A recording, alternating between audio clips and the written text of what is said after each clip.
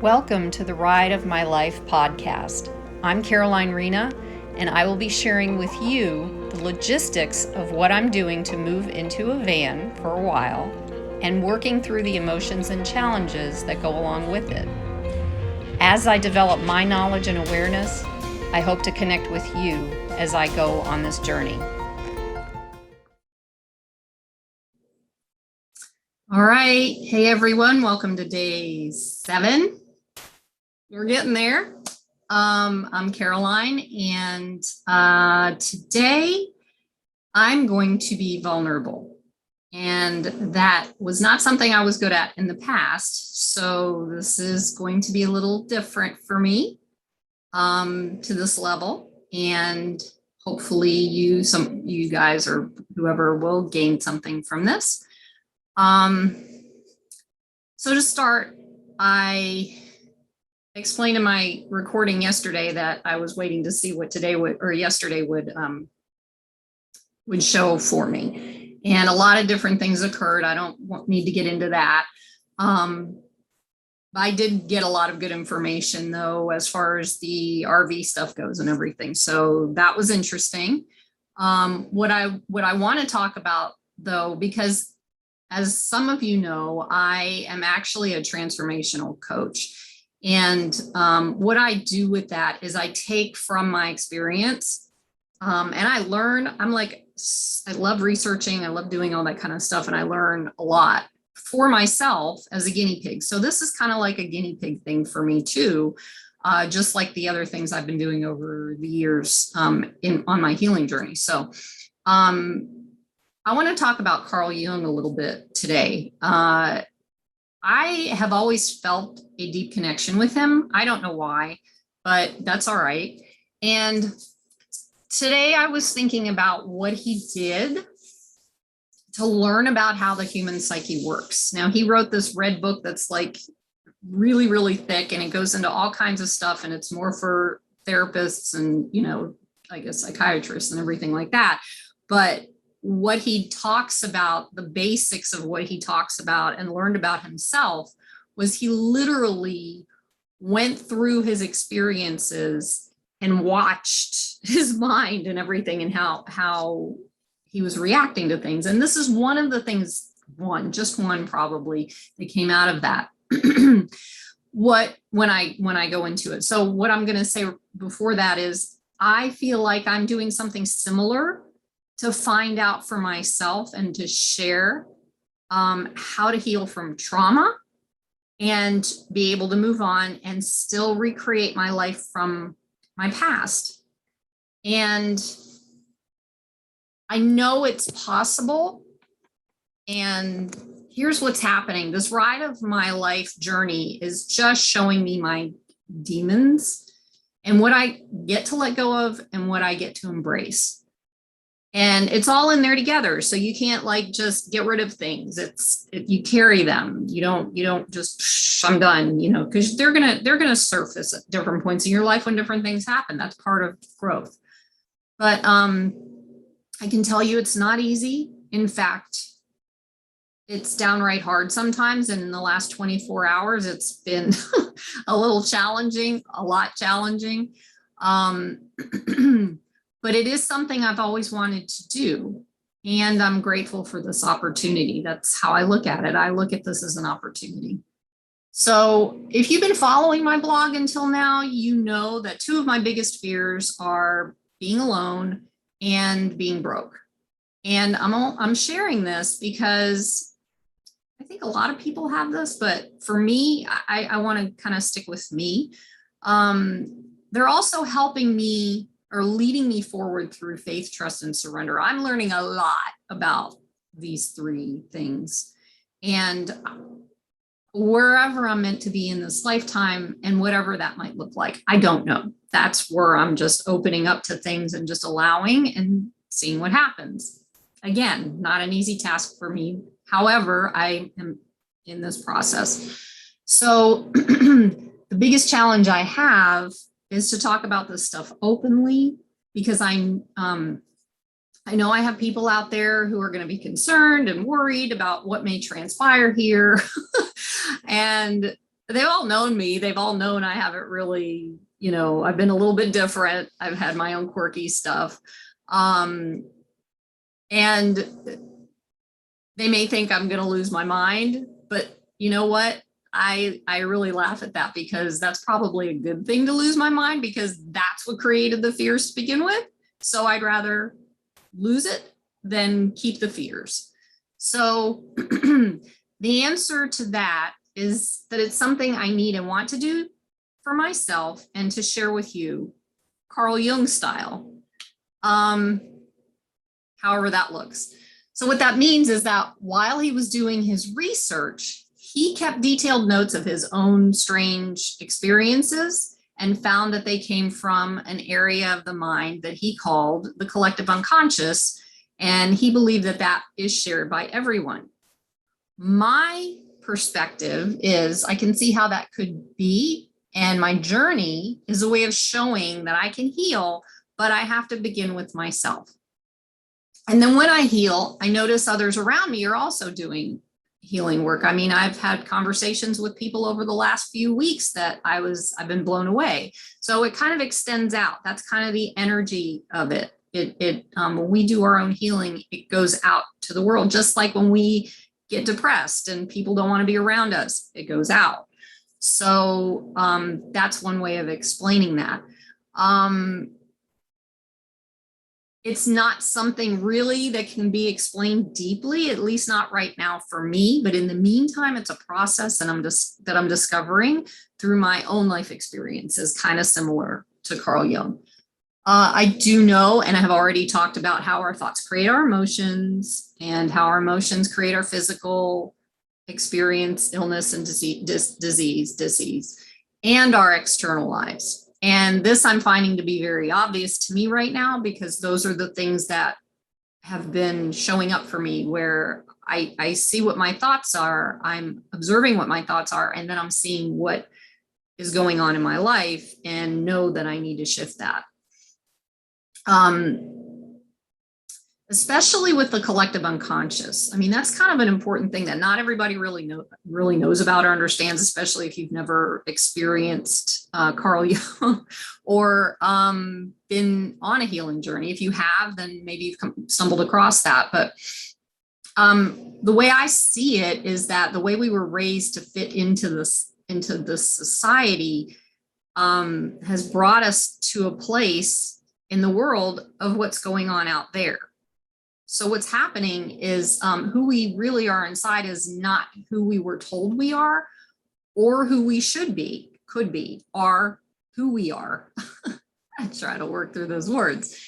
And basically what's going on is that I'm gonna share a little bit more. I'm gonna say this: we're not alone in this. First, fear. This is my first fear. And the lesson for me that I'm learning right now is that we're actually in this together. And the challenge is to make the decision to shift our lives, which is what I'm doing. And excuse me, I've got fuzzies floating here. I don't know where they're coming from. Anyway, and then sitting with and walking through the experiences that come up. So I can shift. So you can shift when you choose. If you choose, whatever that is. This is where it's not easy though, because of how it works, how the process works. I'll go into it in a minute. It, however, must be done to have enduring peace, love, joy, and freedom, which I would think all of us want, but I don't know what that looks like for everybody. So I'm also finding out that in this process, I get the freedom to choose for myself how I want to do this. And it's not something I'm used to. As I let others in my past make my decisions for me because I didn't trust myself. So I'm walking through that now, really learning to trust me, who I am, what I'm capable of, and stepping in, because trauma tends to kind of put us in this hole where we don't feel physically or emotionally that we can do, that we feel small. That's how I've experienced it. Others might experience it a little bit different, but That's what's been going on with me. So now I'm looking at it from a different perspective. Okay, so what I want to say is that this experience that I'm having about the van life, whatever that is. I love the words and things that people like to label everything with, and it's fun. It's just sometimes I don't do labels, so it's kind of, but I'm going to go with it since everybody's talking about it and everything. But anyway, what's happening now is that it's turning out to not specifically be about getting into a van and traveling the country, or however I decide to do this. That's only the result of how I work through the remnants of these fears I've carried generationally and for myself throughout my life. And this is some powerful stuff that I'm finding out. Generationally, just to give you if you haven't read my blog, I'm going to share this. The other part of this is the fear of being broke, or that lack mentality. That's, the buzzword. Another thing I'm working through as the days go on. And what I want to say about that is I can tell you that generationally, my family going back, I'm not even sure how far back, but I can tell you during World War II, prior to World War II, I have family who were living in Czechoslovakia at the time, where the SS and the Nazis came in. And my grandfather, I actually found a letter from my grandfather that he wrote explaining how they took everything. They shut down their bank accounts. I mean, they had money.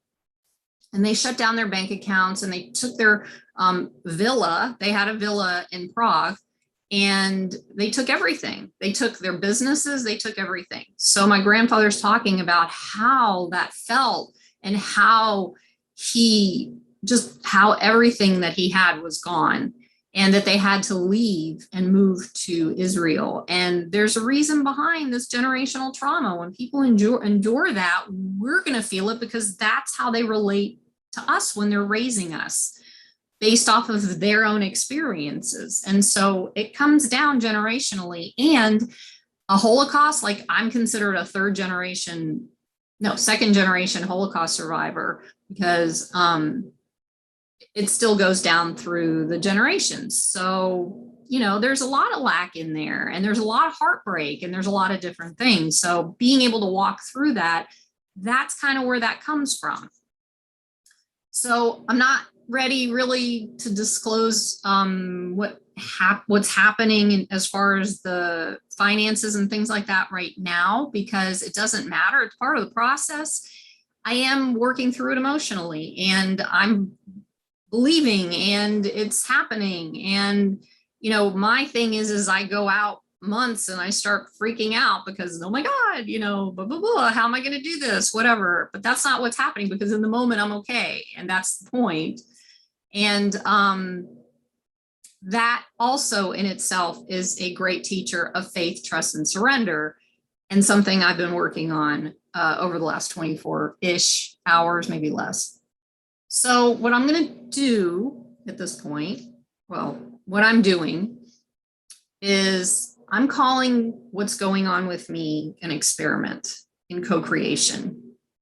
And I already know that I'm not like most other people. And although sometimes that kind of throws me, because I want to be part of things and whatever, I know I'm not, and that's okay too. And I've always done things differently, and really, truly never have fit in. And again, that's okay. So this next chapter is not only to show that more fully to myself, but also to connect more deeply with the truth of who I am, which is another thing I've been talking about for a while. So I'm sure you've heard the phrase, be careful what you ask for, because you very well could get it. That kind of fits in with what this is, because what I notice happening is when you ask for something, even if it's patience, you're going to get opportunities to give you the chance to be patient. And that's what's going on mostly for me. So patience is a big one. That's why I picked that one. At this point, I'm like beyond fighting. I'm beyond struggling. I'm beyond resisting. I just say, bring it. I've got nothing to lose and everything to gain. And so this experiment is mostly an experiment of the mind, body, spirit, heart, and soul, not necessarily the other stuff. And I don't know what direction it's going to take me in. And now at this point in my life, I'm just willing to see where it does take me. I'm open to it all because I want that freedom. Now, here's the big kicker for me. This is an aha moment. Being in a van will not provide that freedom. Feeling the freedom inside of myself first will, and that is my aim. I'm going to say that one more time because I think that's really important to know.